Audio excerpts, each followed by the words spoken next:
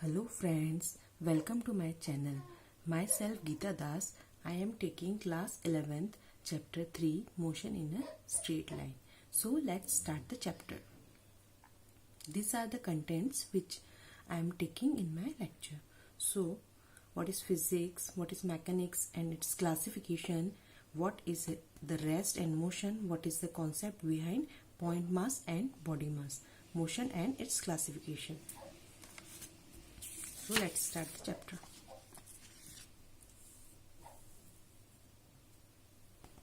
In previous chapter we are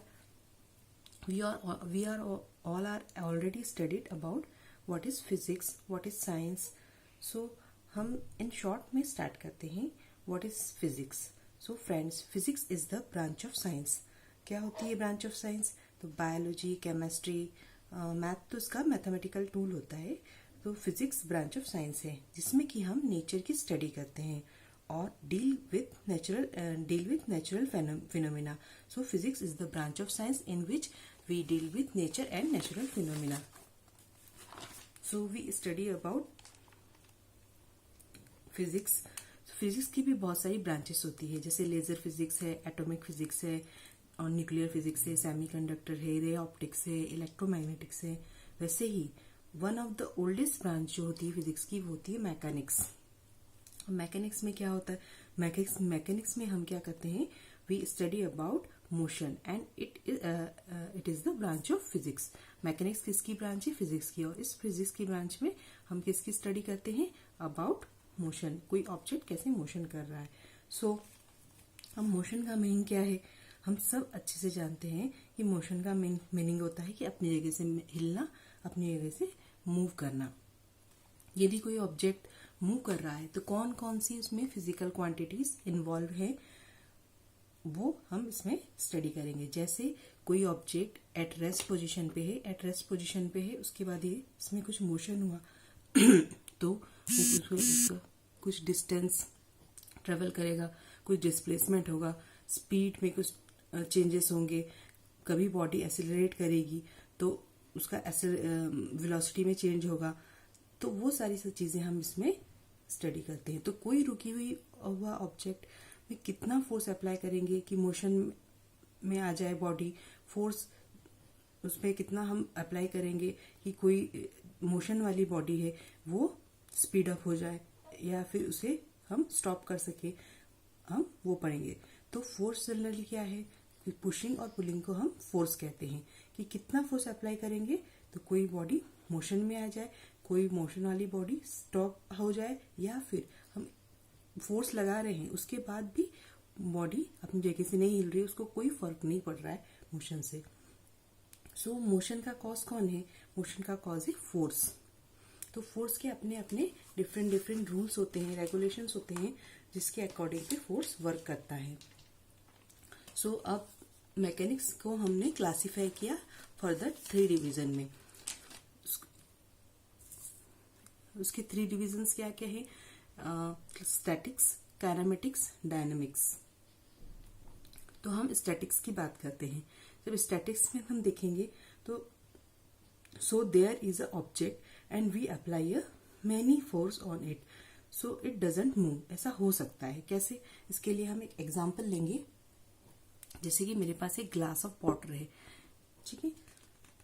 इस glass of water को मैंने टेबल के ऊपर रखा हुआ है तो उसमें बहुत सारे so many forces are apply on it. जैसे कि ग्रेविटेशनल फोर्स नीचे की डायरेक्शन में अप्लाई हो रहा है, एटमॉस्फेरिक जो फोर्स है वो अपर सरफेस ऑफ ग्लास पे अप्लाई हो रहा है.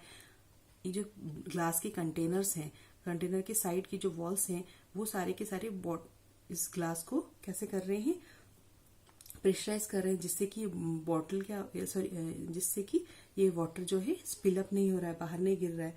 तो इसमें फोर्स बहुत सारे एक्टिंग हो रही है, बट फिर भी इसमें खास बात क्या है? मीडियम एट रेस्ट में है, ठीक है. तो फोर्सेस आर बीइंग प्रेजेंट. तो ये हमें इस सिचुएशन में हम इसको कहेंगे कि ये स्टैटिक्स है.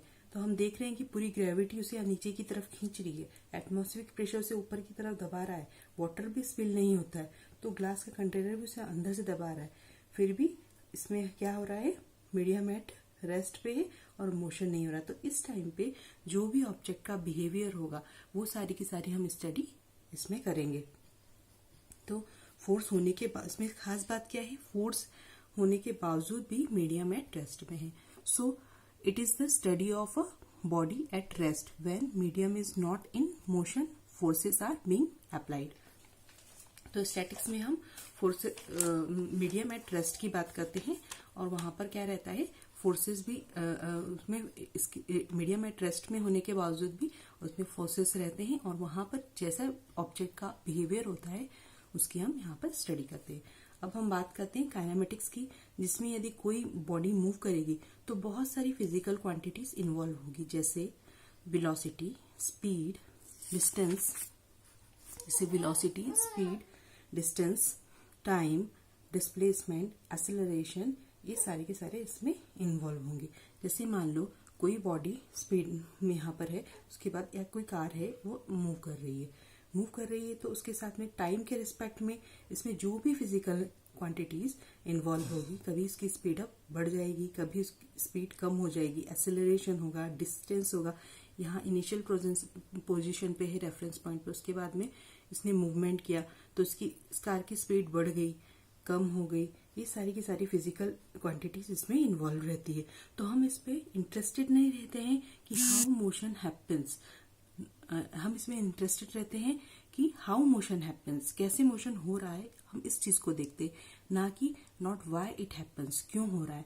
क्योंकि हमें पता है मोशन का कॉज तो फोर्स है, लेकिन हम फोर्स में इंटरेस्टेड नहीं रहते, हम इंटरेस्टेड रहते हैं डिस्प्लेसमेंट, वेलोसिटी, एक्सेलरेशन, टाइम। हम ये फिजिकल क्वांटिटीज की स्टडी काइनेमेटिक्स में पढ़ते हैं और इसी के बेसिस पे हम न्यूमेरिकल्स हैं या जो है सॉल्व करते हैं कि ऑब्जेक्ट का कैसा क्या बिहेवियर होगा। ठीक है, यहाँ पर हम फोर्स लग गया है, लेकिन फोर्स लगने के बाद में उसके क्या चेंजेस हो रहे हैं बॉडी में, उसकी हम इस काइनेमेटिक्स में स्टडी करते हैं। तो हमें इस क्लास 11th में काइनेमेटिक्स को देखना है, ना कि इसमें स्टैटिक्स की क्लास 11th में बात नहीं है। काइनेमेटिक्स में ही हम distance, velocity, acceleration, time, speed, ये सारी की सारी स्पीड स्टडी करेंगे। तो अब हम डायनामिक्स की बात करते हैं। डायनामिक्स जो होता है, डायनामिक्स में हम क्या स्टडी करते हैं कि इसमें कॉज को स्टडी करते हैं। कॉज को नहीं, मोशन का कॉज फोर्स है, तो कितना फोर्स लगाने से कोई ऑब्जेक्ट कितना स्पीड अप हो जाएगा या कोई ऑब्जेक्ट रुक जाएगा। So when we are involving a force and making a study, so that this study is known as dynamics. So cause of motion में हम इसमें लॉज ऑफ मोशन पढ़ेंगे, लॉज ऑफ फोर्सेस, जो हमारे न्यूटन्स फर्स्ट लॉ है, second law है, third law है, वो सारा का सारा हम इसमें पढ़ेंगे। तो it is the study of motion, so motion of a body taking into account and cause of motion, so study about forces and its effect on motion, laws of motion। हम इसमें फोर्स एंड इट्स इफेक्ट पढ़ेंगे कि force लगाने पे हमें उस body के ऊपर क्या इफेक्ट पड़ रहा है और लॉज ऑफ मोशन पढ़ेंगे। बट काइनेमेटिक्स में हम फोर्स की बात नहीं करेंगे। It is the study of a motion of a body without considering a cause of motion, जिसमें हम कॉज ऑफ मोशन को नहीं लेंगे। कॉज ऑफ मोशन क्या है, force without considering the cause of motion. How motion happens and not why it happens, कि motion कैसे हो रहा है हम इस पे इंटरेस्ट देंगे, but not why it happens, क्यों हो रहा है। सो उसके हम जो मेन पैरामीटर्स देखेंगे। क्लास 11 में हमें काइनेमेटिक्स पढ़ना है, थोड़ा सा हमारा इसमें डायनामिक्स का भी चैप्टर आता है, तो हम इसमें काइनेमेटिक्स की बात करेंगे। तो आई होप हम इस टॉपिक को अच्छे से समझ चुके होंगे। अब हम नेक्स्ट टॉपिक की ओर मूव करते हैं।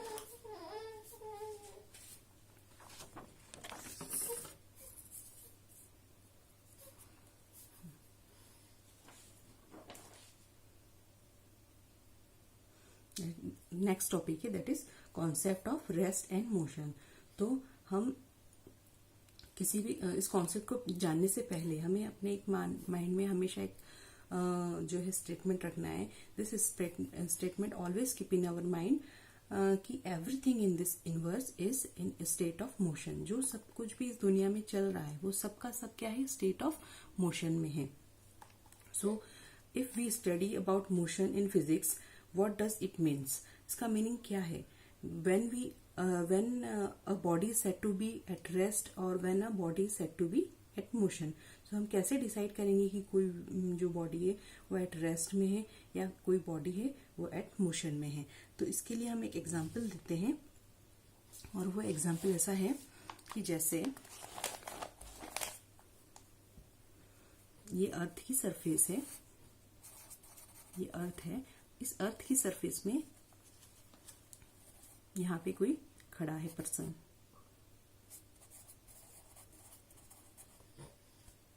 So this is the surface of earth. I am standing here on the surface of earth, and so tell me, am I at rest or am I at motion?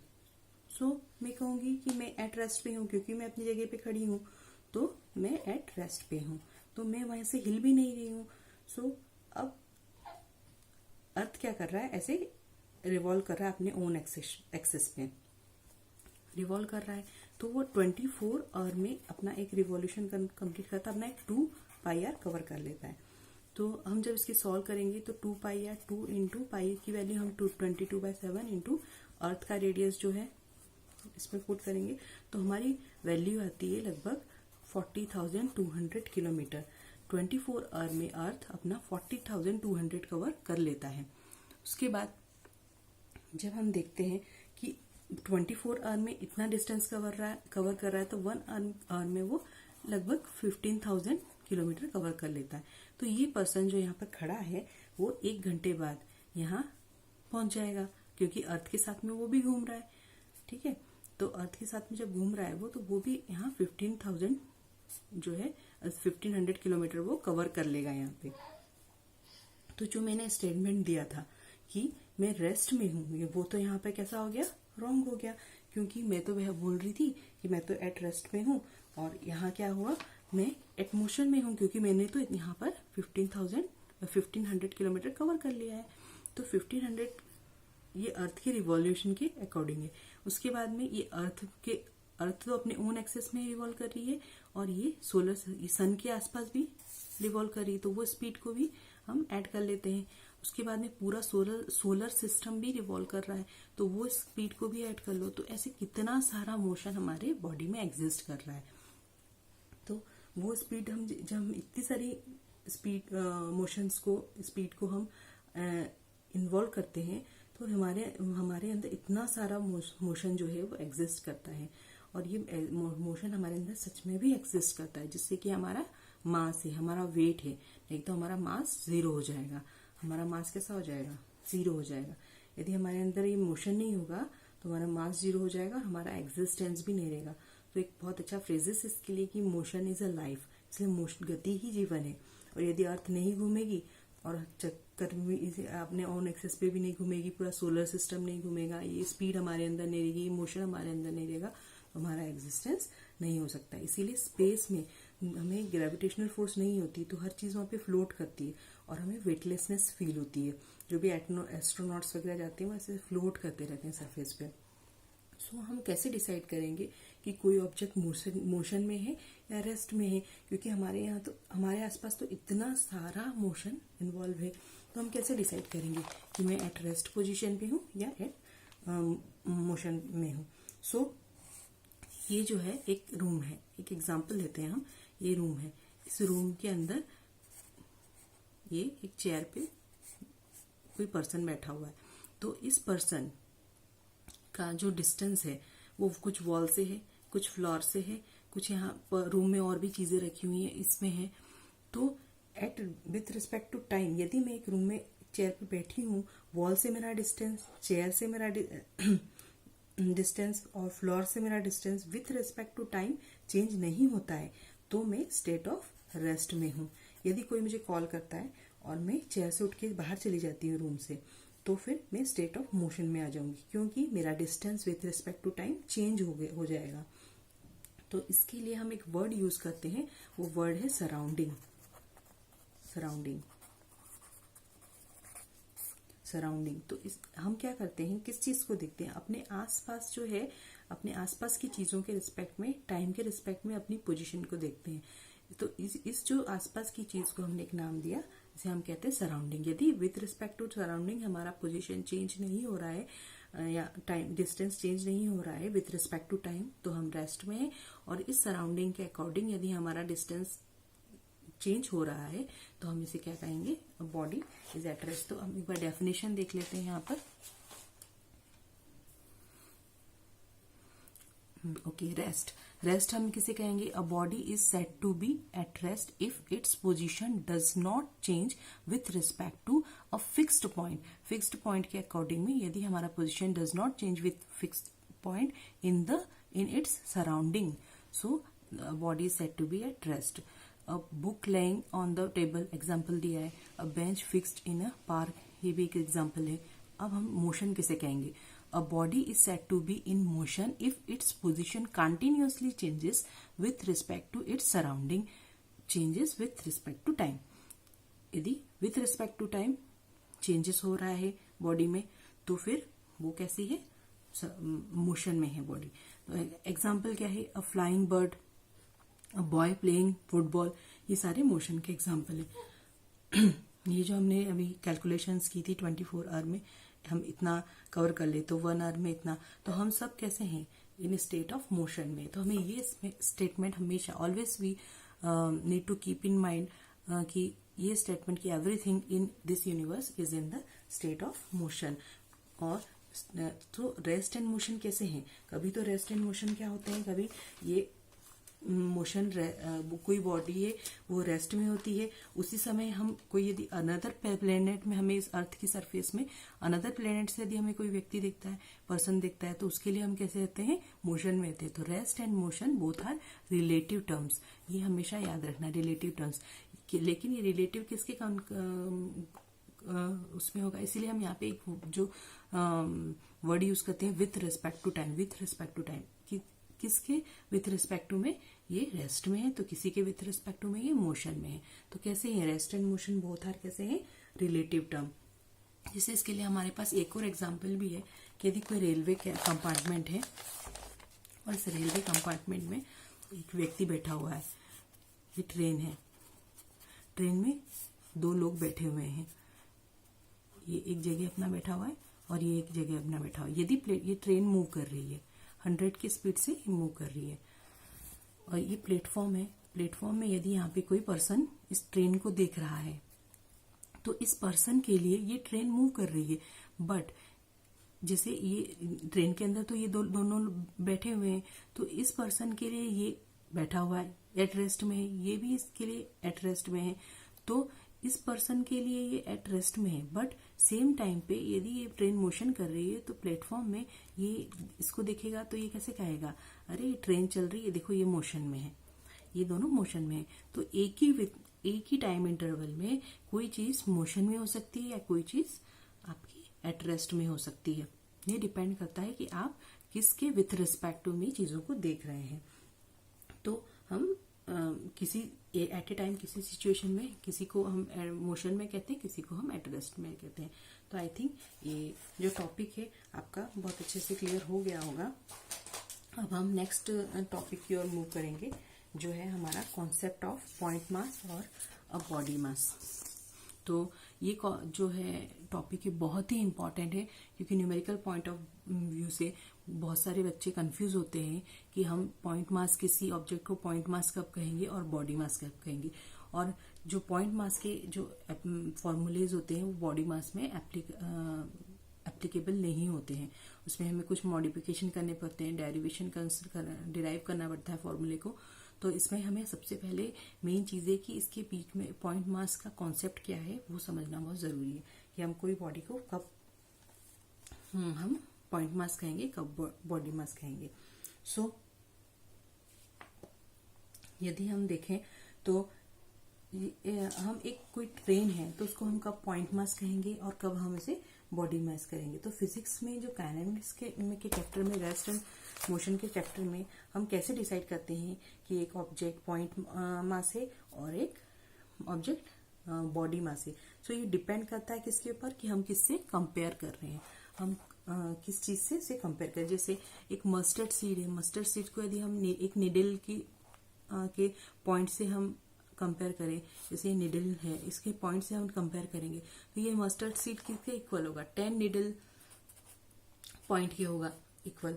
और इसी 10 needle of point को हम compare करेंगे किसी atom से, तो ये कितने थाउजेंड्स ऑफ एटम से बना होगा ये 10 नीडल, छोटे छोटे। तो हम ये डिसाइड करेगा कि ये चीज किसके कंपैरिजन में है कि लार्ज है, किसके कंपैरिजन में ये और लार्ज है, तो किसके कंपैरिजन में शॉर्ट है, ये हम इसे किसी चीज से कंपेयर करते हैं। तो हम कोई कंपैरिजन में हम कह पाएंगे कि ये कोई बॉडी मास है या पॉइंट मास है। तो जब भी कोई ऑब्जेक्ट मूव करता है तो उसका साइज उसके मोशन को इफेक्ट करता है या नहीं करता है, दैट इज डिसाइड कि वो पॉइंट मास है या ऑब्जेक्ट मास है। पॉइंट ऑब्जेक्ट है या बॉडी ऑब्जेक्ट है। तो ये हम कैसे डिसाइड करेंगे कि कोई किसी मोशन के पैरामीटर को कैसे इफेक्ट करता है। तो हम इसके लिए एक एग्जांपल लेंगे कि जैसे कोई ये ट्रेन है, ये ट्रेन यहाँ से यहाँ तक मूव कर रही है। यहाँ है अपना मुंबई और ये है हमारा दिल्ली, ठीक है। तो इसके बीच का मुंबई टू दिल्ली डिस्टेंस कितना है, 2000 किलोमीटर। ट्रेन की स्पीड है 100 किलोमीटर पर आवर। अभी ट्रेन मूव करेगी ये ट्रेन मूव करेगी मुंबई टू दिल्ली। तो मुंबई टू दिल्ली जाने में इस ट्रेन को कितना टाइम लगेगा, तो हमारा मोशन का फॉर्मूला है, स्पीड का फॉर्मूला है डिस्टेंस अपॉन टाइम। तो टाइम हम देखेंगे तो डिस्टेंस है 2000 किलोमीटर और टाइम है स्पीड है हमारी 100 किलोमीटर। तो हमारा कितना टाइम आ जाएगा, 20 ईयर। मीन्स 20 ईयर के बाद में ये ट्रेन मुंबई टू दिल्ली पहुंच जाएगी, मुंबई से दिल्ली पहुंच जाएगी। अब हमने क्या किया, इस ट्रेन हमने क्या किया, इस ट्रेन के कंपार्टमेंट को और बढ़ा दिया। हमने ये कितनी 5 कंपार्टमेंट की ट्रेन थी, हमने यहाँ पर 15 कंपार्टमेंट ले लिए। जब हमने 15 कंपार्टमेंट यहाँ ले लिए तो ये ट्रेन 15 कंपार्टमेंट की ट्रेन जिस टाइम पर मुंबई से चलती है उसी टाइम पे दिल्ली में जब पहुंचेगी तो उसे कितना टाइम लगेगा, तो सेम टाइम लगेगा, वही 20 आवर लगेगा। अब हमने कंपार्टमेंट को और बढ़ा दिया। अब इस 15 कंपार्टमेंट की जगह हमने 25 कंपार्टमेंट ले लिए, तो साइज को और इंक्रीज कर दिया। तो भी हमें कितना टाइम लगेगा, जिस समय ड्राइवर पहुंचेगा उसी समय गार्ड भी पहुंचेगा दिल्ली, तो कितना टाइम लगेगा हमें, वही 20 आवर लगेगा। तो हमारा देख रहे हैं हम कि हम साइज ऑफ ट्रेन को बढ़ा रहे हैं, फिर भी इसमें मोशन का पैरामीटर्स क्या है, टाइम, डिस्टेंस, स्पीड, तो सब सेम है। इसमें इस ट्रेन की स्पीड सेम ही है, 100 किलोमीटर पर आवर के हिसाब से तीनों ट्रेन चल रही है, 5 कंपार्टमेंट की, 15 कंपार्टमेंट की, 25 कंपार्टमेंट की। लेकिन ये मोशन के पैरामीटर को, साइज ऑफ ट्रेन इफेक्ट नहीं कर रही है। जब कोई ऑब्जेक्ट मोशन के पैरामीटर को इफेक्ट नहीं करता है तो वो हम कैसे कंसिडर करते हैं, वो कैसा है, पॉइंट ऑब्जेक्ट है, क्योंकि ये डिस्टेंस बहुत लार्ज